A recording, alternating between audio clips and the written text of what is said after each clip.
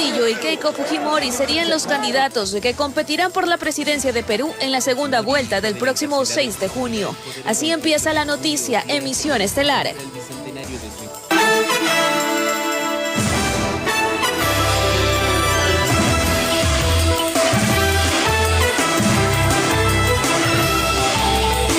Lunes 12 de abril, amigos televidentes, buenas noches, bienvenidos a la emisión estelar de su informativo La Noticia. Adriana, buenas noches. ¿Qué tal, Charlie, queridos televidentes? Muy buenas noches y bienvenidos. Aquí iniciamos con la información.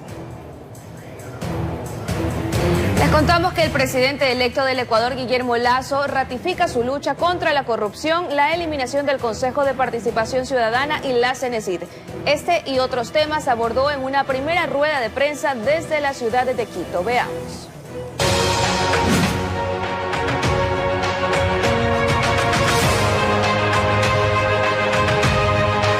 Visiblemente emocionado por alcanzar la presidencia de la República en su tercer intento, se mostró Guillermo Lasso, candidato por la alianza Creo PSC. Ya como ganador de la segunda vuelta electoral, agradeció el apoyo popular. Este es un día histórico, es un día...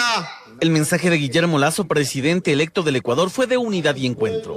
Aseguró que se luchará contra la corrupción y pondrá de ejemplo desde su propio gobierno. Vamos a trabajar para que el dinero mal habido se devuelva a las arcas fiscales. Indicó que así como se combatirá la corrupción, también se tomará medidas a quienes no pagan impuestos. No puede alguien decir yo soy un empresario y cuando voy a la página del SRI llevan 10 años sin pagar un centavo de impuestos. No entiendo quién se llama empresario y no contribuye a las arcas fiscales. Lasso dice que no llega a Carondelet con ninguna lista para perseguir a nadie. Sin embargo, en temas de justicia, ella deberá hacer su trabajo sin injerencia. Una cosa es que la justicia actúe de manera independiente del gobierno, que la fiscalía actúe, que el gobierno colabore con la información que a uno le soliciten. Y otra cosa es muy distinta, que el gobierno pretenda meter la mano en la justicia para perseguir a nadie. Eso se ha terminado en el Ecuador. En medio de su intervención, además nombró a 2 de sus colaboradores que mantendrá dentro del gabinete presidencial. Iván Correa Calderón y Juan Carlos Holguín son las 2 personas a las que les he encargado llevar a cabo el proceso de transición. Por ahora, esos 2 nombres. Para el mandatario electo es fundamental cumplir con su promesa de campaña en torno a la vacunación de 9 millones de ecuatorianos en sus primeros 100 días de gobierno. Estas son las gestiones que se estaría llevando adelante mientras esto sucede. Personalmente, el día viernes tuve una reunión con las agencias de las Naciones Unidas aquí en Ecuador, en Quito, y me he encontrado con gratas sorpresas de que ellos también tienen propuestas de asesoría al Ecuador para el proceso de vacunación. Y el día de ayer en la noche he hecho contacto con el exterior para armar una agenda de una visita personal a los laboratorios que fabrican vacunas.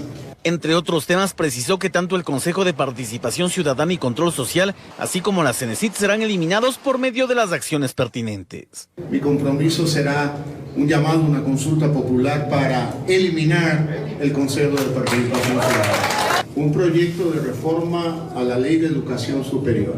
Y ténganlo por seguro que vamos a eliminar la Cenecit. Otro de los cuerpos legales que buscará suprimir desde su gestión es la Ley de Comunicación, la cual manifestó será reemplazada rescatando los puntos favorables que la normativa mantiene. Informó Javier Rosero.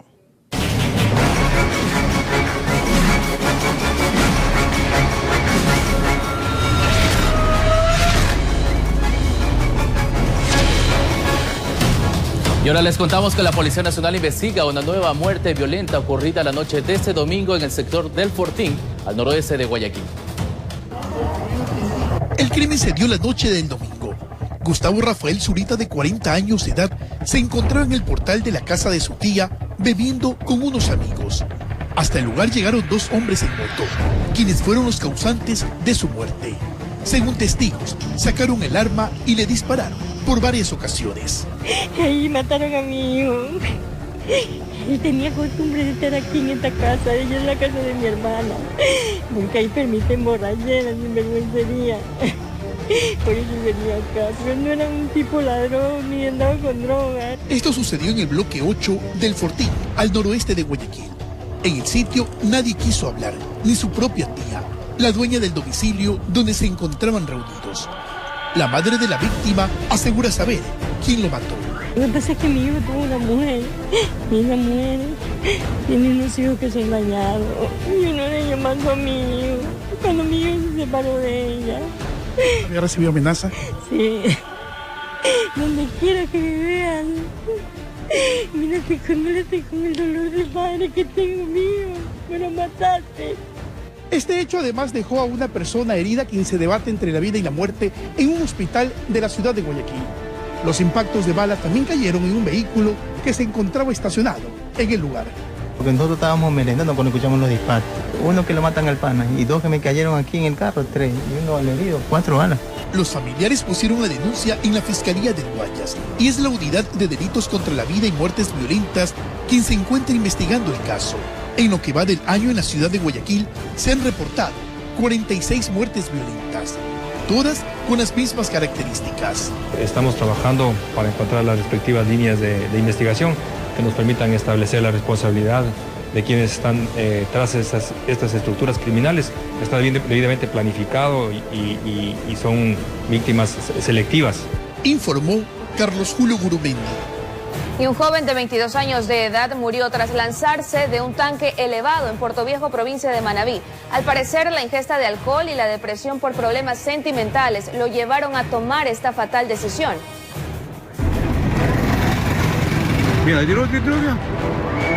Es el momento que un joven de 22 años se lanza de lo alto de una estructura a 60 metros del piso. Todo fue captado por los teléfonos celulares de los habitantes del sector, conocido como Los Ranchos, en la parroquia Crucita de Portoviejo, Manabí. Luego de este hecho, el joven fue trasladado hasta una casa de salud en donde solo se pudo confirmar su fallecimiento. Vecinos de la zona dieron aviso a las autoridades de seguridad, empezando con la investigación respectiva. En este caso específicamente, el hombre se tira y cae ¿a dónde? ¿A una casa? A la casa del señor, aquí esta es la casa que está ahí. El signo se tapó.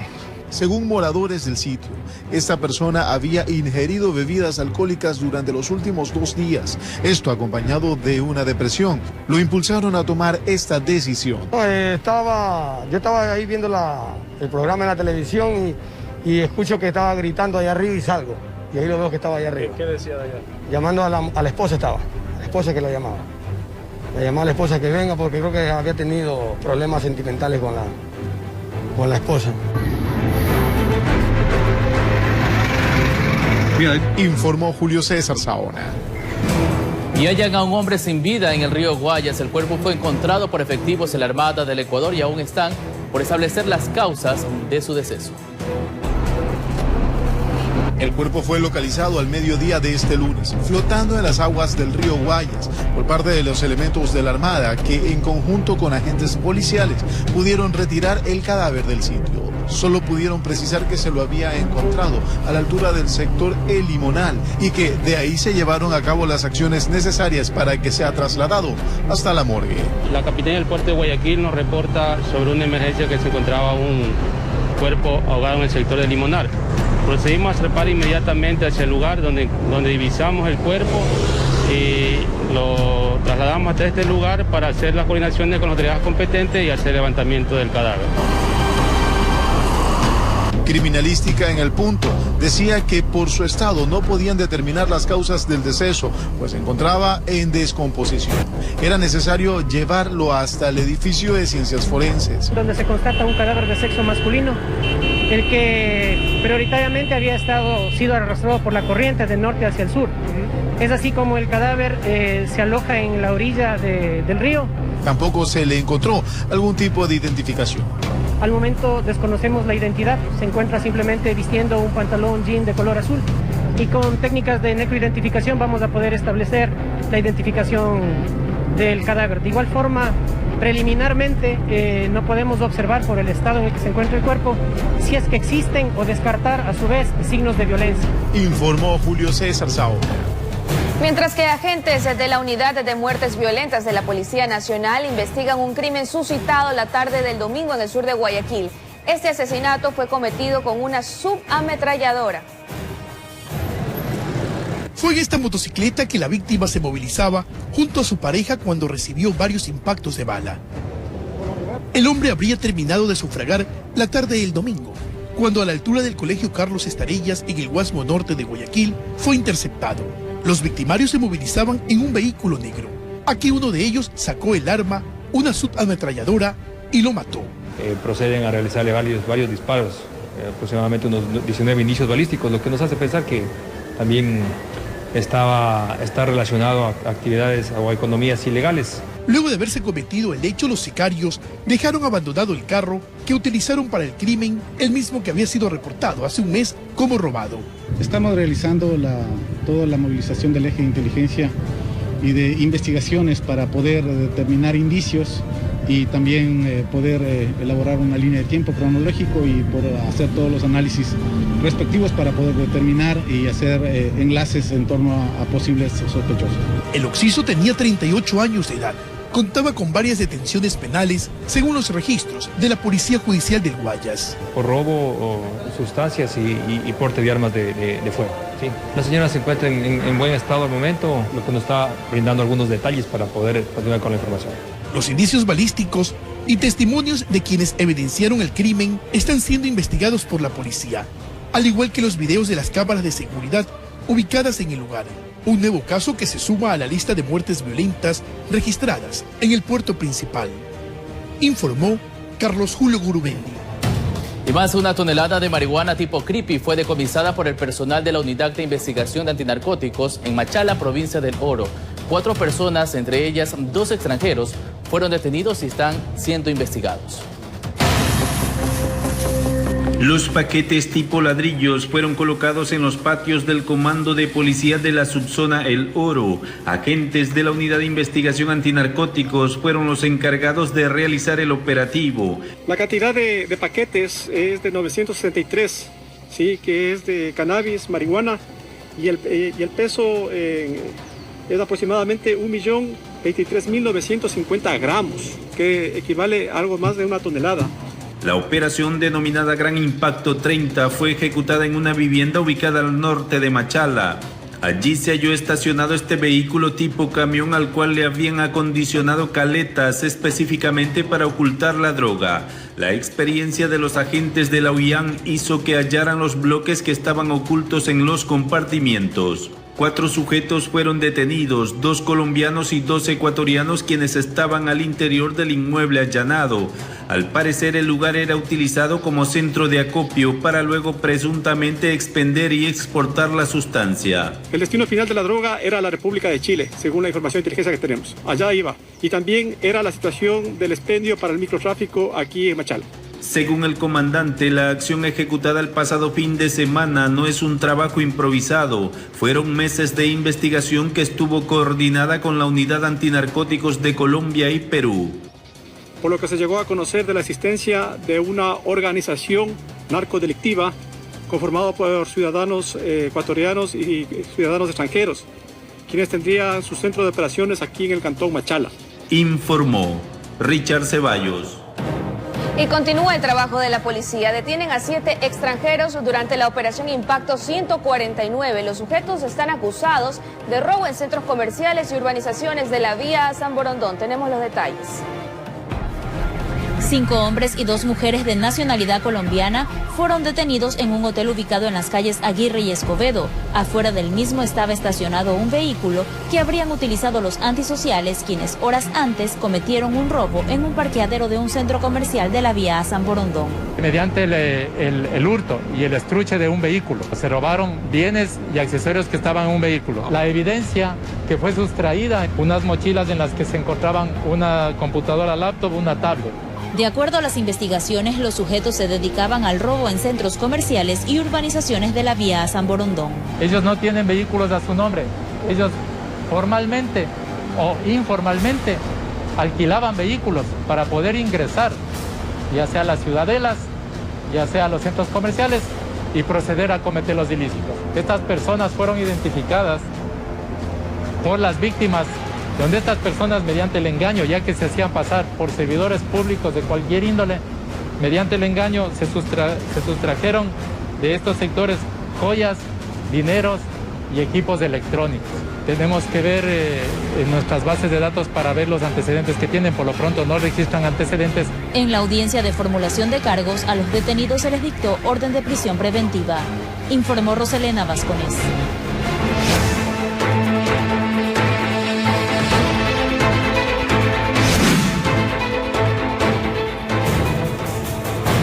Y mucha atención, Ecuador reporta el primer caso de la variante brasileña P1 y se trataría de un hombre que se contagió en Zamora, pero que está en una unidad de cuidados intensivos en un hospital de Loja. Epidemiólogos explican que se trata de una cepa altamente contagiosa. Las cepas del coronavirus se siguen expandiendo. El Ministerio de Salud Pública reportó 5 casos de COVID-19 en Loja. 4 de ellos corresponden a la cepa de Reino Unido presente en el país desde principios de este año.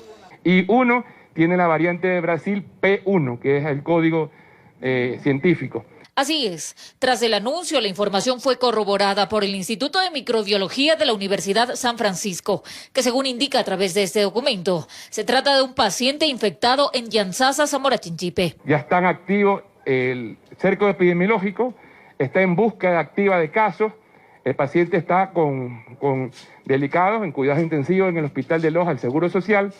Estamos investigando el recorrido y dónde ha sido el ingreso. Daniel Simancas, médico epidemiólogo e investigador de la UTE, explica los riesgos de esta variante. Con esta variante tiene una carga viral hasta 10 veces mayor, lo que refuerza la teoría que incrementa la transmisibilidad, que incrementa la capacidad de contagiar. Dicha cepa está considerada como una de las más peligrosas, pues tiene una transmisión aumentada, porque escapa a la inmunidad parcial que hay en la población. Es mucho más contagiosa en general, un 25-60%, y está afectando a grupos de menor edad. Afirma que las autoridades deben tomar medidas urgentes, como detectar quienes hayan mantenido contacto con el enfermo y reducir así el riesgo de contagios con dicha variante. Caso contrario, señala qué es lo que puede pasar. Y se incrementa la sobrecarga sobre el sistema sanitario y se incrementará las muertes y el exceso de muertes por encima del promedio. Brasil, por ejemplo, epicentro de la pandemia en el mundo y cuya cepa P1 ya es comunitaria,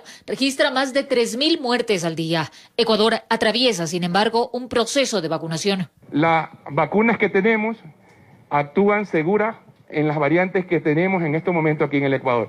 El ministro Salinas aseguró que se darán más detalles de la nueva variante en las próximas horas. Informó Marilyn Jaramillo. Y mucha atención con la siguiente cifra, porque en Guayaquil el promedio de muertes diarias por COVID-19 subió a 30 y los contagios a 160 durante la semana pasada. La alcaldesa Cintia Viteri anunció que este miércoles mantendrá una reunión con el COE Nacional en el ECU 911 para analizar la adopción de nuevas medidas. Jorge Escobar con el informe. Cada vez más lejos de bajar la estadística de fallecimientos y ni hablar de volver a cero como en junio y julio de 2020. Hace 3 semanas no pasaban de 8 diarios. Recuerden cómo fuimos subiendo de 11 a 15, de 15 a 18, de 18 a 20, de 20 a 25 y ahora 30 personas. No solo las muertes. Los contagios se multiplican de manera estrepitosa. Las camas UCI siguen al 100% de su ocupación con gente en cola de espera. Significa que la semana que cerramos ayer domingo se enfermaron aproximadamente 160 personas por día. El COE Nacional solicitó una sesión de trabajo para este miércoles en el ECU 911 a fin de analizar nuevas medidas. La alcaldesa no adelanta si podría haber un nuevo confinamiento. El tema de la restricción vehicular está vigente hasta el miércoles porque el COE Nacional debe tomar otro tipo de medidas. A lo mejor son las mismas, a lo mejor son más estrictas. De manera paralela, la prefectura donó 15 respiradores y 150 tanques de oxígeno al Hospital Bicentenario. También fueron entregados a otros cantones de la provincia, como Durán, Milagro, Daule, Balao, Colimes, y también en algunas parroquias como La Guayas. Aún falta el informe de la segunda vuelta que saldría el próximo lunes. El COVID no da tregua y la indisciplina social en la rienda suelta. Informó Jorge Escobar. Y largas columnas de personas se registraron en los exteriores de una productora de oxígeno medicinal en Durán. Además, la demora en la atención generó molestias en quienes acudían en busca de recargar un tanque con el químico para un familiar con COVID-19. Al sitio tuvo que llegar un comisario. Eran las 9:30 de la mañana de este lunes 12 de abril y aún no comenzaba la recepción de tanques para recarga de oxígeno medicinal en esta empresa ubicada en el cantón Durán, a pesar de que la atención es de 8 de la mañana hasta las 4 de la tarde. Según los trabajadores, el retraso se debió a que la persona encargada de caja aún no llegaba, pero quienes acuden a diario desde las 3 de la mañana aseguran que la impuntualidad en la atención es habitual. Imagínese el sol, aquí no hay donde escamparse. Y aquí yo estoy saliendo siquiera a las 12. A veces necesita 4 oxígenos diarios, imagínense, y solamente nos permiten comprar 2. Imagínense lo que tengo que hacer, ir donde los distribuidores para repagar, para comprar. Y es que asisten a dicho lugar porque los precios están incluso por debajo de lo permitido. Pero la denuncia de quienes estaban en la columna era de que ni los guardias del establecimiento la respetaban. Fue algo que pudimos constatar. Hay mujeres acá haciendo cola. Y vienen los padrinos, sale, entra y ya. Al sitio llegó el comisario de Durán y dialogó con el encargado del establecimiento sobre la situación. En la disposición del señor gobernador es el tema del control permanente en la planta con Policía Nacional para el resguardo del orden público. Además indicó que durante los operativos que se realizan en territorio, también se toman las denuncias de la ciudadanía para seguir haciendo los controles. Informó Celeste Dueñas. Y mucha atención, moradores de Mapasingue Este denuncian convivir con aguas servidas producto del colapso de un recolector de Interagua. Los detalles de esta información véalos en la emisión de las 5:45 de la mañana de este martes en el Despertar de la Noticia. Vamos con lo político. El voto nulo alcanzó un récord histórico en estas elecciones, ubicándose en el 16.33%, mientras que el ausentismo, debido a la situación sanitaria, alcanzó un 20.89% del electorado. Expertos analizan las implicaciones de estas cifras para el nuevo gobernante del Ecuador. En las elecciones del 11 de abril se registró una cifra histórica de votos nulos y también de ausentismo en las urnas. Expertos consideran que esto se debe a la compleja realidad sanitaria y política a la que se enfrenta el Ecuador. En vista de que ninguno de los dos candidatos nos representa, anulamos el voto. El ausentismo en este balotaje se ubicó en un 20.89% y la causa más visible está relacionada con el elevado número de contagios y muertes por COVID-19. Hay mucha gente que estuvo en sala de emergencia, hospitalizados, en terapia intensiva, otros que estuvieron contagiados, otros que esperaban los resultados de sus exámenes y sencillamente un grupo mayoritario que no quiso acercarse a sufragar y que prefiere pagar la multa para no exponerse. El voto nulo, en cambio, tiene una lectura un poco más compleja.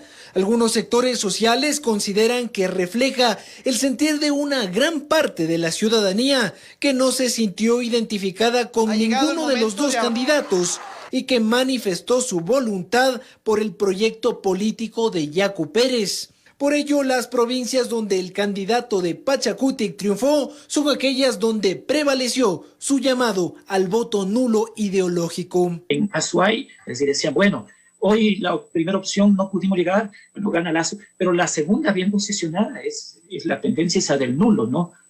Votos de Yacu Pérez. Sin embargo, según indica el sociólogo Patricio Pilca, este fenómeno no puede generalizarse porque la inconformidad política no es exclusiva de los militantes de Pachacutic. El voto nulo se relaciona con Yacu Pérez, pero yo creo que incluso supera a Yacu Pérez, ¿no? Que creo que es un problema de la institucionalidad política en su conjunto ecuatoriana. que no se siente ya representada ahí. Ambos analistas coinciden en que el voto nulo es una manifestación política que demuestra inconformidad con el sistema y también el deseo de ser incluidos en un proyecto país que contemple sus necesidades e intereses. En Quito informó Álvaro Terán. Y en la delegación electoral del Guayas, el conteo de votos de esta segunda vuelta se realizó de forma rápida. Durante la jornada de este lunes se analizaron actas que presentaban novedades y se espera entregar informes finales hasta el mediodía de ese martes. Este fue el anuncio con el cual el domingo a las 17 horas se dio por culminado el balotaje a nivel nacional. De allí pasaron al conteo en cada mesa y esas actas fueron enviadas a la delegación provincial, donde se continuó en busca de entregar resultados finales. Esa sesión fue suspendida y se reinstaló a las 10:13 de este lunes para culminar con menos del 1% que faltaba. Tenemos alrededor de 70 actas que están por iniciarse cada uno de sus fases del proceso de digitación. También se tenía previsto dar paso al conteo de las actas que presentaron inconsistencias. En la primera vuelta tuvimos porcentajes de 17, 18, 19% de inconsistencias. Esta vez estamos oscilando entre el 5 y el 6%. Al final, se espera concluir hasta el mediodía de este martes, según los tiempos que ellos mismos se han impuesto. Enviaremos esta acta de inmediato a través del sistema informático del CNE para que la valide el Pleno y daremos por cerrada la sesión permanente de escrutinios de la provincia. Lo más probable es que sean inconsistencias numéricas y de firma, informó José Morales. Les contamos también que inmediatamente después de conocerse que Guillermo Lasso es el presidente electo de Ecuador, el riesgo país bajó más de 400 puntos de acuerdo a indicadores de mercados internacionales.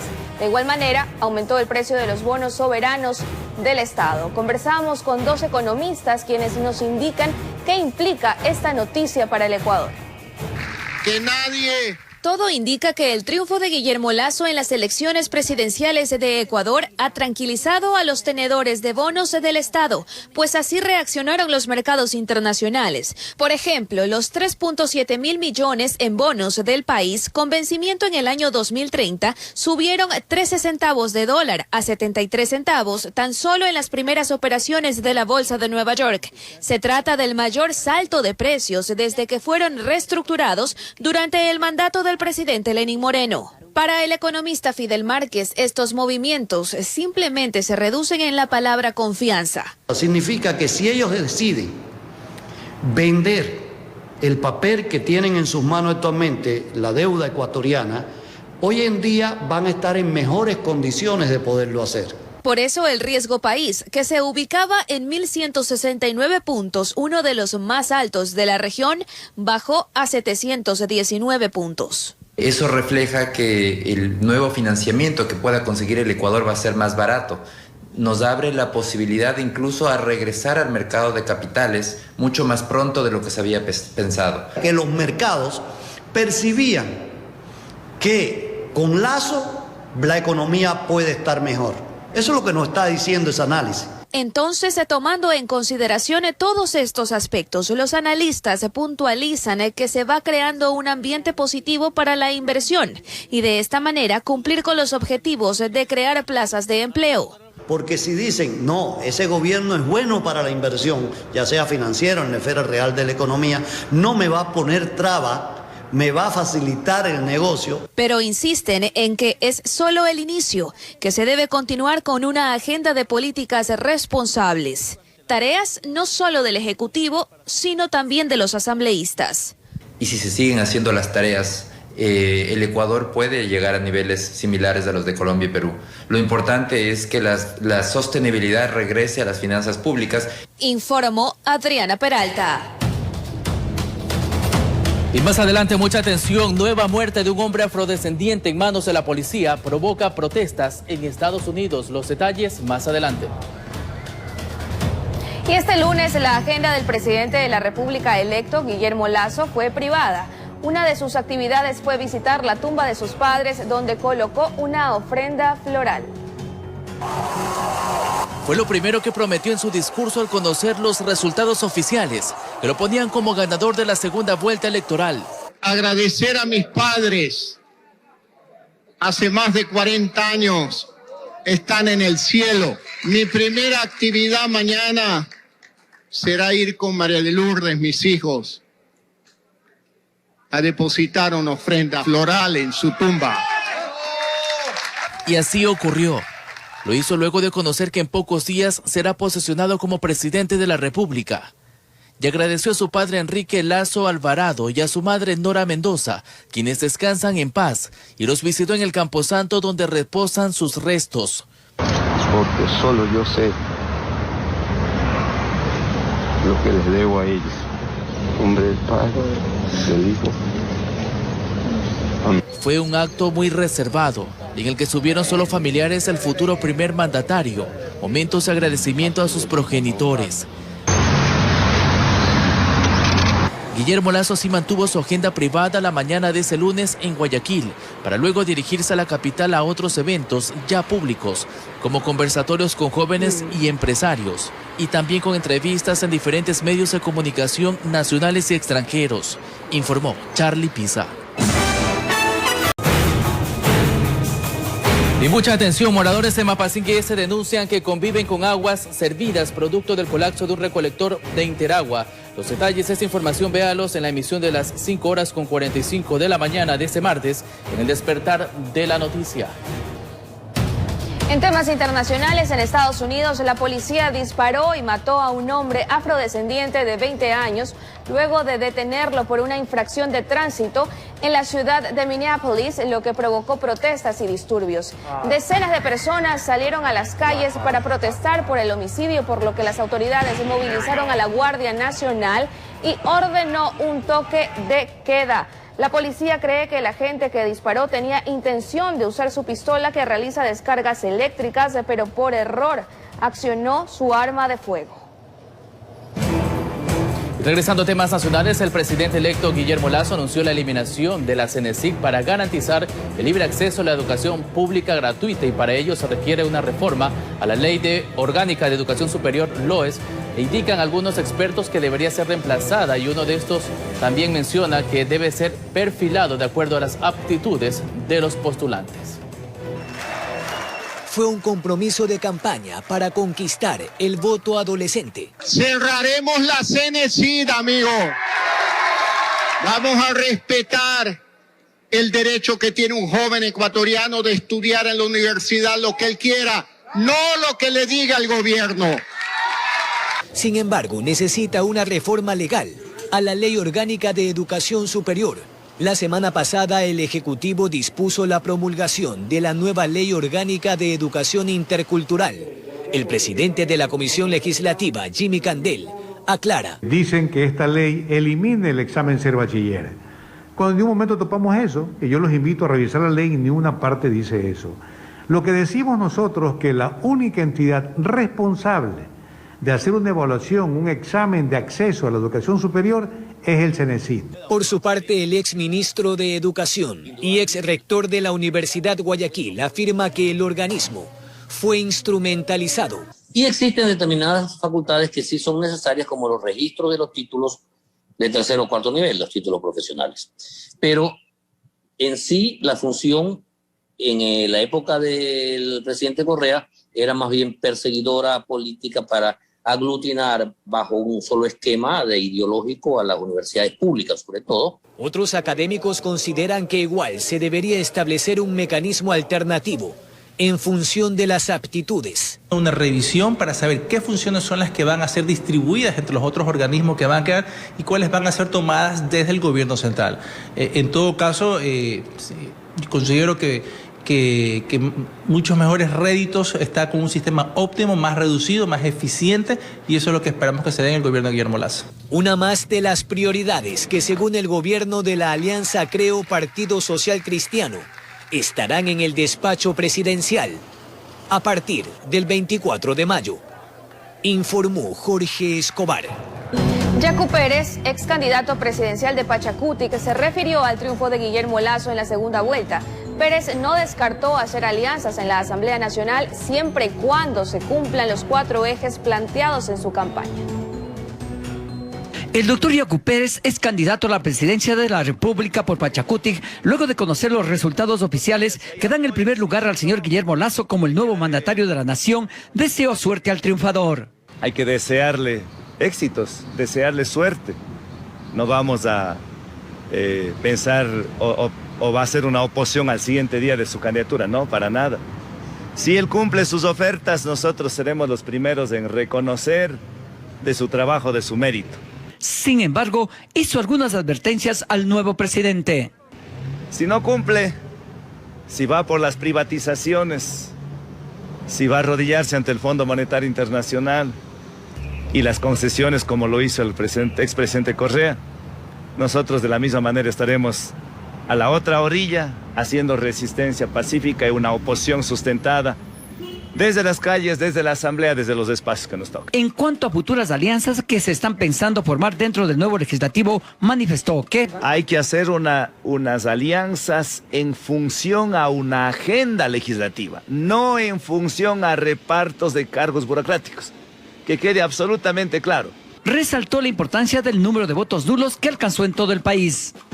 Con esos entre votos nulos, en blanco, ausentismos, más de 4 millones de ecuatorianos que le están diciendo al nuevo gobernante, cumplirá sus promesas de campaña, hará lo que piden la mayoría de los ecuatorianos. Desde la ciudad de Cuenca, informó Francisco Ramírez.